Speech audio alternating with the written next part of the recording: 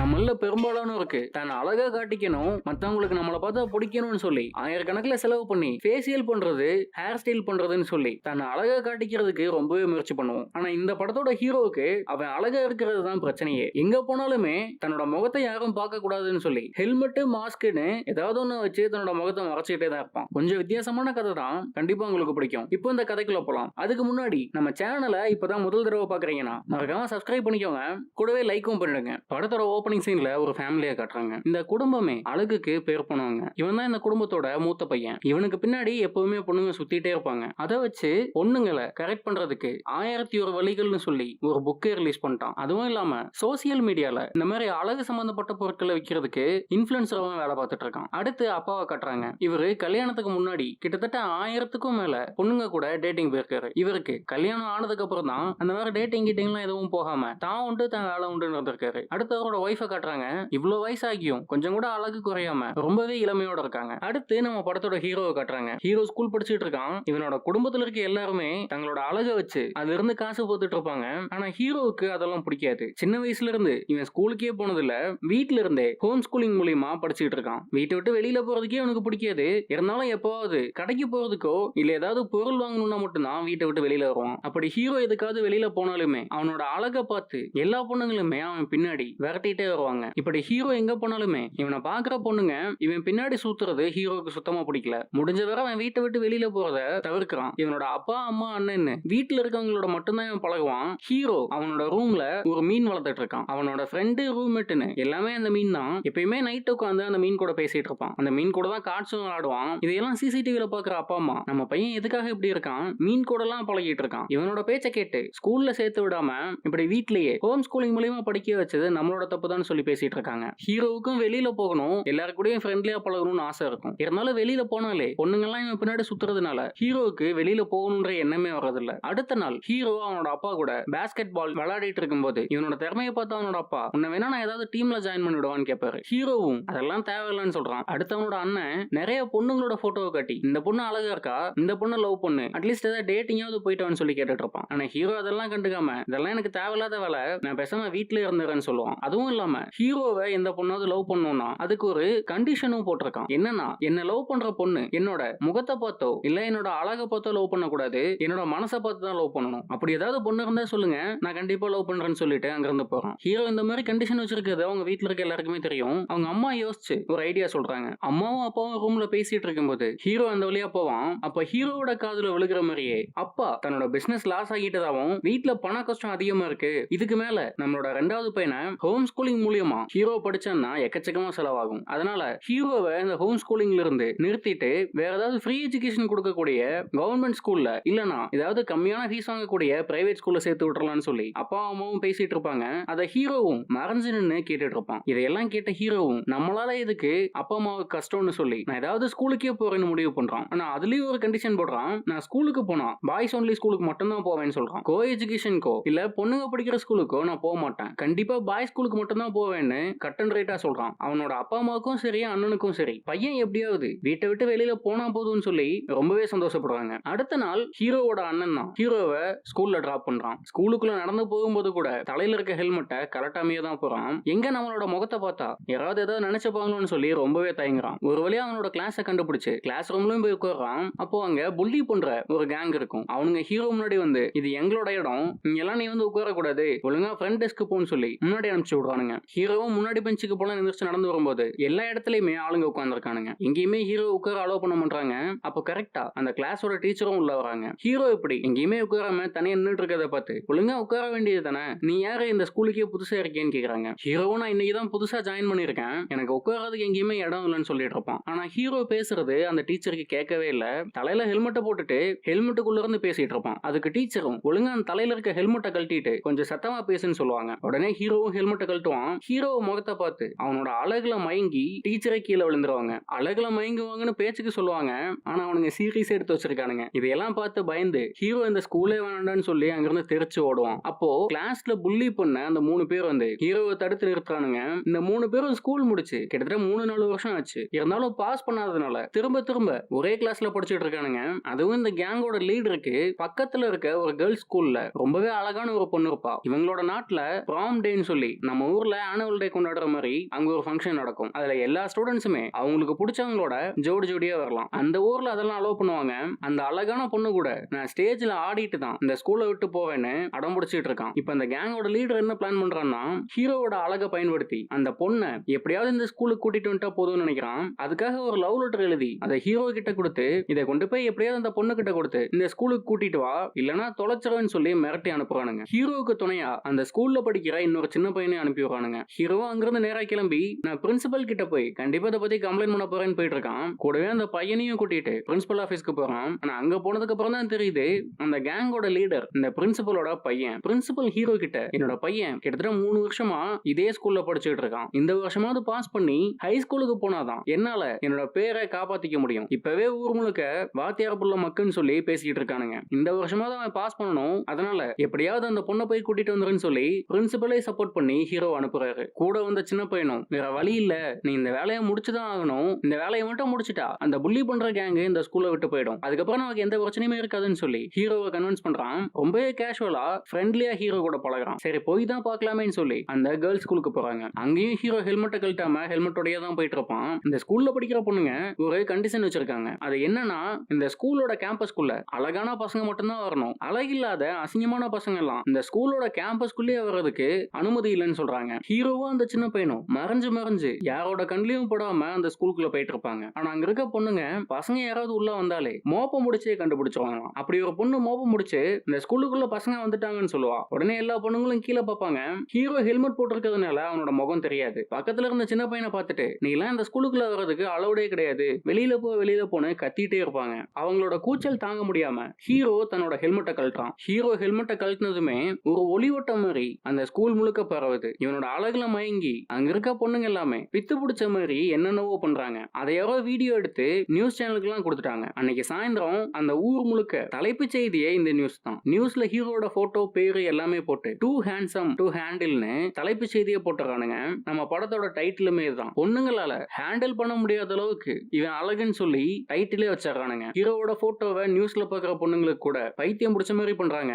சில பொண்ணுங்களுக்கு ஹீரோவோட அழகுல பாதிக்கப்பட்டு மூக்குல இருந்து ரத்தமே வருது. இந்த மாதிரி டிவி நியூஸ்ல ஹீரோவோட போட்டோவை ஆட் ஷூட்டிங்ல இருக்க ஒரு மாடல் பாக்குறாங்க. தன்னோட அழகுக்கு தனக்கு ஜோடி ஆகிறதுக்கு இவனுக்கு மட்டும்தான் தகுதி இருக்கு, அழகுலயும் சரி பணத்திலயும் சரி இவன் தான் நமக்கு பார்ட்னர் ஆகணும்னு முடிவு பண்றாங்க. ஹீரோவோட புகழ் அந்த கேர்ள்ஸ் ஸ்கூல்ல மட்டும் இல்லாம சுத்தி இருக்க எல்லா ஸ்கூலுக்கும் பரவுது. அன்னைக்கு நைட்டு ஸ்கூல் முடிச்சிட்டு எல்லா பொண்ணுங்களுமே ஹீரோவை பார்க்கணும்னு சொல்லி அவனோட அட்ரஸை கண்டுபிடிச்சு வராங்க. இதை வச்சு காசு பார்க்கலாமேன்னு ஹீரோவோட அப்பா முடிவு பண்ணி வீட்டுக்கு முன்னாடி ஒரு சின்ன கடை மாதிரி போட்டு அங்க வர பொண்ணுங்க கிட்ட அவனோட வீட்டை சுத்தி பார்க்கணும்னா ஒரு ஆளுக்கு கிட்டத்தட்ட $50 கிட்ட செலவாகும் சொல்றாங்க. அங்க வந்த பொண்ணுங்களும் எவ்வளவு செலவானாலும் பரவாயில்ல நாங்க பார்த்துட்டு தான் போவோம்னு ஒத்த கல்ல நிக்கிறாங்க.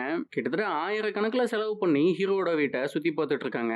நியூஸ் சேனல்ஸும் அங்க வந்து அப்பாவையும் அண்ணனையும் இன்டர்வியூ எடுக்கிறாங்க. அப்போ அண்ணன் தான் எழுதின புக்கை இதன் மூலியமா பிரபலப்படுத்தலாமேன்னு சொல்லி நியூஸ்ல அவனோட புக்கை பத்தி பெருமையா சொல்லி அதை விற்க பார்ப்பான். இதையெல்லாம் நியூஸ்ல பார்த்த ஹீரோ தன்னோட அழகை வச்சு தன்னோட குடும்பம் இப்படி பணம் சம்பாதிச்சிட்டு இருக்காங்கன்னு சொல்லி ரொம்பவே வெக்ஸ் ஆகிறான். அப்போ அப்பாவும் ஹீரோவுக்கு கால் பண்றாரு. வீடியோ கால்ல நீ எங்க இருக்க, சீக்கிரமா வீட்டுக்கு வா, உனக்காக நிறைய பேர் வெயிட் பண்ணிட்டு இருப்பாங்கன்னு சொல்லி பேசிட்டு இருப்பாங்க. அப்போ அவங்க வீடை சுத்தி பார்க்க வந்த பொண்ணுங்க ஹீரோ ஆசையா வளர்த்த அந்த மீனை கையில எடுத்து பாக்குறேன்னு சொல்லி கொன்னுட்டாங்க. ஹீரோ இன்னும் சோகத்தோட உச்சிக்கே போயிடுறான். நம்மளோட அழகுதான் பிரச்சனைன்னு சொல்லி அந்த பில்டிங்ல இருந்து கீழே குதிச்சு தற்கொலை பண்ணிக்கலாம்னு முயற்சி பண்ணுவான். அப்படி கீழே குதிக்கலாம்னு போகும்போது பின்னாடி இருந்த ஒரு பொண்ணு ஹீரோவை கூப்பிடுது. ஆனா அந்த பொண்ணுக்கு ஹீரோவோட அழகை பார்த்து எதுவுமே ஆகல, ரொம்பவே சாதாரணமா அங்கிருந்து கிளம்புறாங்க. அதை பார்த்து ஹீரோவுக்கு ரொம்பவே ஆச்சரியம். இந்த மாதிரி தன்னோட அழகுல மயங்காத பொண்ணு தான் தனக்கு வாழ்க்கை துணையா வரணும்னு சொல்லி முடிவு பண்றான். அதுக்கப்புறம் தற்கொலை பண்ணிக்கலான்ற முடிவை மாத்திட்டு காலையில பார்த்த சின்ன பையனோட வீட்டுக்கு போறான். ஃப்ரெண்டோட வீட்டுல அப்பா அம்மா எல்லாம் கிடையாது, அவனோட ஒரு பாட்டி மட்டும் தான் இருக்காங்க. அந்த பாட்டியும் ஹீரோவை வரவேற்று இன்னைக்கு நைட்டு தங்குறதுக்கு அனுமதிக்கிறாங்க.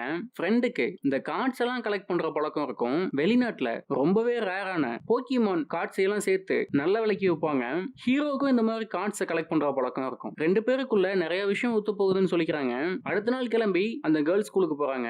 ஒரு வழியா யாரு கண்ணிலையும் படாம அங்க இருந்து ஒரு லேபுக்குள்ள போய் கேங் லீடர் சொன்ன அந்த பொண்ணை கண்டுபிடிச்சு அவன் கொடுத்து விட லவ் லெட்டரை அந்த பொண்ணு கிட்ட கொடுக்குறாங்க. ஆனா அந்த பொண்ணும் அந்த லெட்டரை எல்லாம் பெருசா மதிக்காம ஹீரோ கிட்ட பேசுறதுக்கு வாய்ப்பு கிடைக்குமான்னு தான் பார்த்துட்டு இருக்கு. ஆனா ஹீரோ ஒரு வாரத்தை கூட பேசல, கூட வந்த ஃப்ரெண்டு தான் எல்லாமே சொல்லிட்டு இருக்கான். ஆனா இந்த பொண்ணும் ஹீரோவை பார்த்து பெருசா எதுவுமே ரியாக்ட் பண்ணல, தன்னோட மொத்த உணர்ச்சிகளையும் கட்டுப்படுத்தி வச்சிருக்காங்க. அந்த லெட்டரை கொடுத்துட்டு ஹீரோவும் அந்த ஃப்ரெண்டும் அங்கிருந்து கிளம்பி போறாங்க. அதுக்கப்புறம் தான் கட்டுப்படுத்தின தன்னோட உணர்ச்சிகளை வெளிப்படுத்துறாங்க.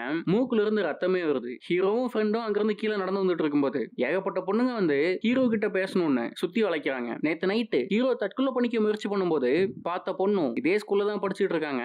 இவங்க தான் நம்ம படத்தோட ஹீரோயின். ஆனா அந்த பொண்ணு இந்த ஸ்கூல்ல படிக்கிறத ஹீரோ பார்க்கல. நேரா கேங் லீடர் கிட்ட வந்து லவ் லெட்டர் கொடுத்துட்டேன்னு சொல்றாங்க.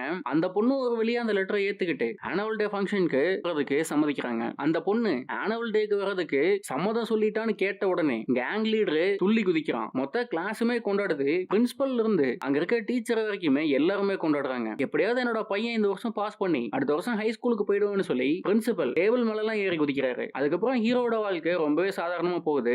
இப்பெல்லாம் அவனோட வீட்டுக்கு ஹீரோ போறதே இல்ல. முழுக்க முழுக்க ஃப்ரெண்டு கூடயும் பாட்டி கூடயும் மட்டும் தான் டைம் ஸ்பெண்ட் பண்ணிட்டு இருக்கான். ஃப்ரெண்டு கூட சேர்ந்து மொபைல்ல கேம் ஆடுறது, பாட்டி கூட சேர்ந்து டிவி சீரியல் பாக்குறது, வீட்டு வேலை எல்லாம் செய்யறது, துணி துவைக்கிறதுன்னு ரொம்பவே சாதாரணமான வாழ்க்கையை தான் வாழ்ந்துட்டு இருக்கான். இப்படியே போயிட்டு இருக்கும்போது ஃப்ரெண்டு ஒரு நாள் வந்து நான் ஒரு பொண்ணை ஒன் சைடா லவ் பண்ணிட்டு இருக்கேன், வா உனக்கு இன்ட்ரோ தரேன்னு சொல்லி கூட்டிட்டு போறான். ஹீரோ ஃபுட்பால் விளையாடும் போது கூட அங்கேயும் பொண்ணுங்க வந்து ஹீரோவை சைட் அடிச்சுட்டு இருக்காங்க. அப்ப ஹீரோயினுங்க வந்து சின்னதா ஒரு ஸ்நாக்ஸ் கடை போடுறாங்க. ஆனா இங்க இன்னொரு ட்விஸ்ட் என்னன்னா ஃப்ரெண்டு ஒன் சைடா லவ் பண்ற பொண்ணும் ஹீரோயின் தான். ஃப்ரெண்டை பார்த்தோன்னே தன்னோட அண்ணனை கடையை பார்த்துக்கோன்னு சொல்லிட்டு அங்க இருக்க டேபிள்ல 3 பேருமே உட்காந்து பேசிட்டு இருக்காங்க. ஃப்ரெண்டு கூட ரொம்பவே சகஜமா பேசுவா. 2 பேருமே லவ் பண்ணிட்டு இருக்காங்களா இல்ல ஃப்ரெண்டா இருக்காங்களான்னு இது வரைக்கும் எந்த கிளாரிட்டியும் இல்ல, இது வரைக்கும் சொல்லவும் இல்ல. ஃப்ரெண்டு தான் தான் ஒன் சைடா லவ் பண்ணிட்டு இருக்கதா சொல்லுவான். ஆனா அந்த பொண்ணும் லவ் பண்ணுதுன்றது இது வரைக்கும் சொல்லவே இல்ல. இதையெல்லாம் பார்த்து ஹீரோ ரொம்பவே கஷ்டப்படுறான். இந்த பொண்ணு நம்ம கூடயும் பேசினா நல்லா இருக்குமேன்னு யோசிக்கிறான். அன்னைக்கு நைட்டு வீட்டுல இருக்கும்போது இந்த மாதிரி பொண்ணுங்களை கரெக்ட் பண்றதுக்கு ஹீரோவோட அண்ணன் ஒரு புக்கே போட்டிருக்கான். சரி அண்ணன் கிட்ட ஐடியா கேட்கலாமேன்னு அண்ணனுக்கு மெசேஜ் பண்ணி நாளைக்கு நம்ம மீட் பண்ணலாம்னு சொல்றான். அண்ணனும் சரின்னு சொல்றான். அடுத்த நாள் காலையில ஒரு ஹோட்டல்ல 2 பேரும் மீட் பண்றாங்க.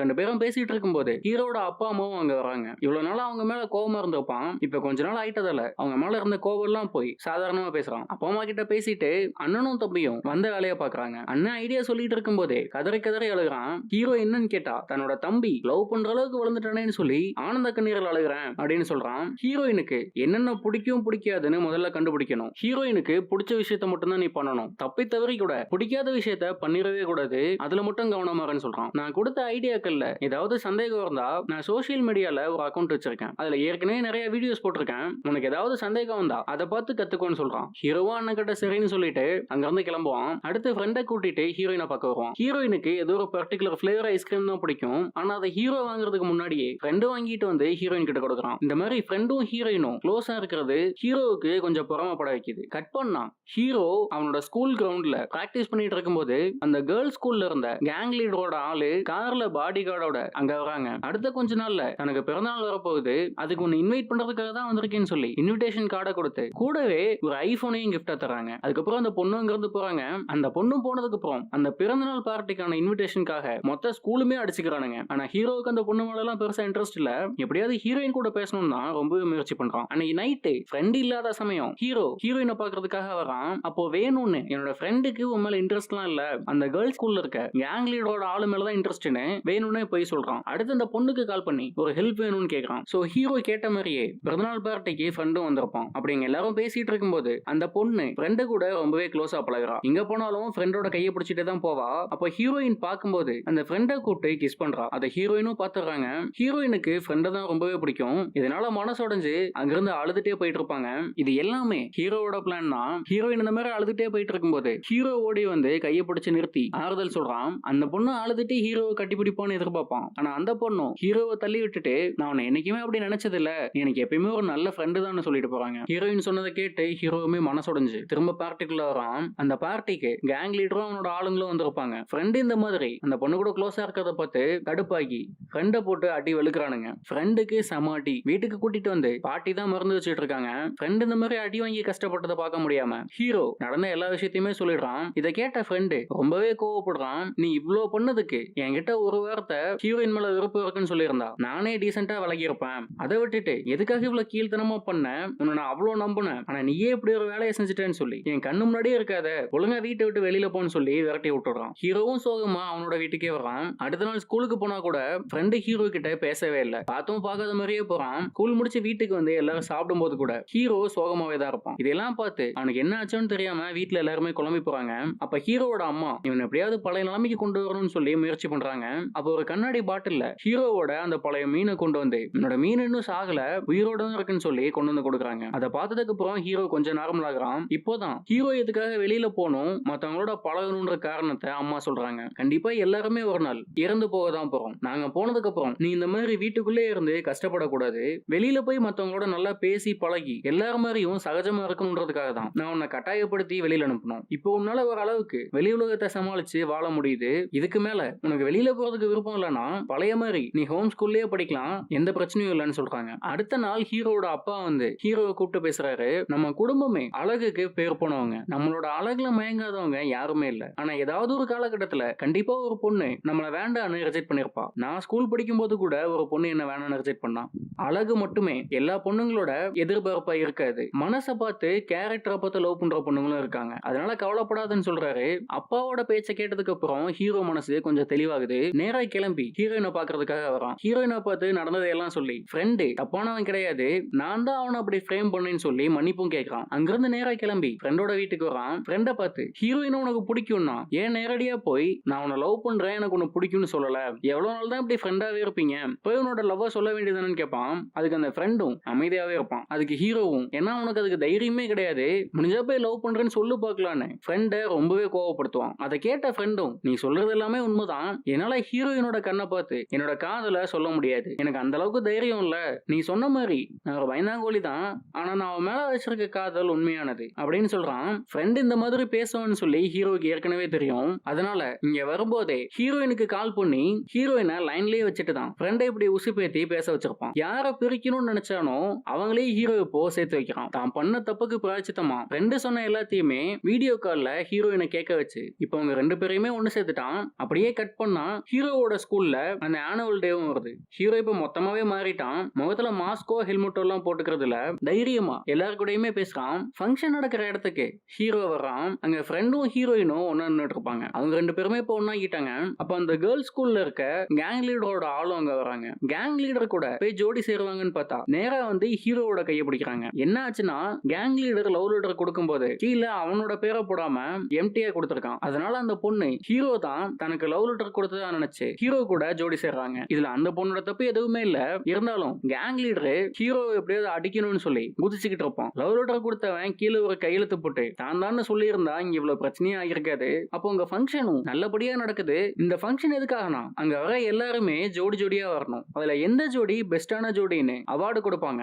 நம்ம ஊர்ல மாதிரி நான் கடைசி வரைக்கும் சிங்கிளா தான் இருப்பேன், யாரு கூட கமிட் ஆக மாட்டேன்னு இருக்கவங்கலாம் அந்த ஃபங்க்ஷன் எடுக்கிற ஏரியா பக்கமே போக கூடாது, ஒருவேளை தனியா போனா அவ்வளவு அசிங்கப்படுத்துவானுங்க. ஒரு வழியா ஃபங்க்ஷன்ல யாரு பெஸ்டான ஜோடின்னு ஸ்டேஜ்ல கூப்பிட்டு அவார்டு தராங்க. நம்ம ஹீரோவும் அந்த கேர்ள்ஸ் ஸ்கூல் பொண்ணும் தான் பெஸ்ட் ஜோடின்னு சொல்லி அவார்டு கொடுத்து கிரீடோ எல்லாம் கொடுக்குறாங்க. ஹீரோவும் அந்த பொண்ணும் அவார்டை வாங்கிட்டு ஸ்டேஜ்ல நிக்கும் போது கீழே கூட்டத்துல இருந்து இவனையா அழகுன்னு சொன்னீங்க, நீ ஆக ஓகோன்னு பில்லுப் கொடுக்குற அளவுக்கு அந்த அளவுக்குலாம் இவன் ஒன்னும் அழகு இல்லைன்னு சொல்லி ஒரு வாய்ஸ் கேக்குது. அதை கேட்டதுமே ஹீரோவுக்கு நம்மளையே ஒருத்தி அழகு இல்லைன்னு சொல்றானா, அவளைதான் நம்ம லவ் பண்ணணும்னு சொல்லி யாருன்னு தேடி பார்க்கறான். இதோட இந்த படமும் முடியுது. அந்த பொண்ணு யாருன்னு கண்டுபிடிச்சு அவளை எப்படி கரெக்ட் பண்ணி கல்யாணம் பண்ணுன்றது மேபி அடுத்த பார்ட்டா ரிலீஸ் ஆகலாம். ரெண்டாவது பார்ட் வந்தா கண்டிப்பா அதையும் பேசும். இன்னொரு நல்ல படத்துல பார்க்கலாம்.